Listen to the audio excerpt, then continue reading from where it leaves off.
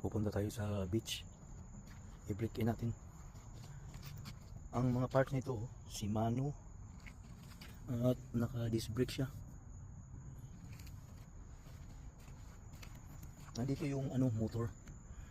Ngayon pwede mong i-assist mode or i-pulley mo ito. Kung assist mode, papadyak ka tapos mag-assist yung motor. Kung hindi ka tatadyak, ito lang gamitin mo, parang motorcycle na. Galing, di ba?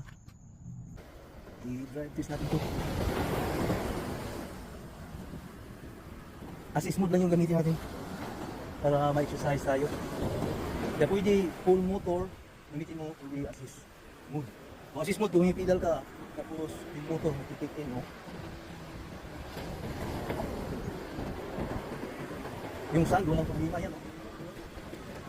Kasi malaki yung gulong.